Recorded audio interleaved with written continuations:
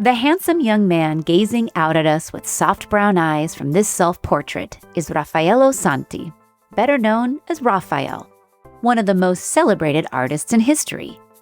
Raphael depicts himself simply, wearing the dark hat and cloak of a painter. Little did he know when painting this humble image in 1506 that within a few years he would skyrocket to fame, becoming the most sought-after artist in Rome. So who was Raphael? Born in 1483, Raphael was the son of Giovanni Santi, court painter to the ruling Montefeltro family of Urbino. In the late 1400s, Urbino was one of Italy's most sophisticated centers of art and culture. It was in his father's workshop that Raphael first trained as an artist. Being raised in a court environment and in the service of a powerful ruler meant that Raphael learned early how to socialize with men and women in positions of economic and political power. These skills would serve him well throughout his career. Known for his charismatic personality, Raphael started out as a painter in his native region of Le Marche before moving to Florence in 1504. There he encountered the art of the established master Leonardo da Vinci and the rising star Michelangelo Buonarroti. Quick to adapt what he observed in the work of his contemporaries, Raphael soon became a sought-after painter of portraits and religious art. His ability to borrow from and develop upon the work of other artists was central to his success.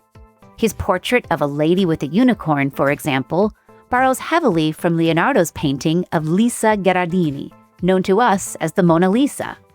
Raphael recognized the older master's ingenuity in showing his sitter in half-length, and as though she is turning towards us and acknowledging the viewer, and infuses the work with his own brilliant color choices and approach to space.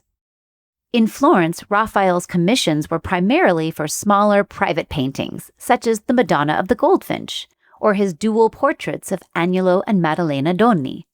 Having never been hired for a large-scale project in Florence, Raphael left to make his fortunes in Rome in 1508. He was drawn there by the powerful Pope Julius II, who was in the process of revitalizing his city. Raphael was initially one of several artists hired by Julius to decorate his personal suite of rooms in the Vatican Palace.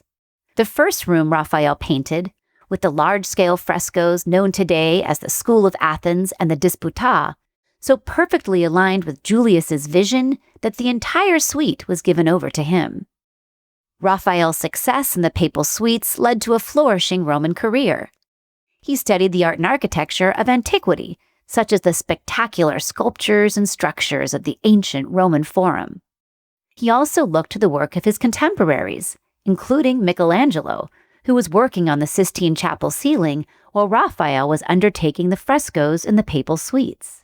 His visual accomplishments range from paintings of all sizes and drawings in chalk and ink, some intended to be translated to print, and elaborate fresco cycles, tapestry designs, and architecture. Raphael worked for merchants and bankers, for popes and mighty statesmen. He ran a large workshop which enabled him to work on numerous projects simultaneously. A shrewd manager and a skilled teacher, Raphael knew how to delegate his team, capitalizing upon the strengths of those who worked for him. On April 6, 1520, at the height of his fame, Raphael died at the age of 37 from a sudden illness. His death rocked the city of Rome, and he was given the singular honor of being buried in the Roman Pantheon.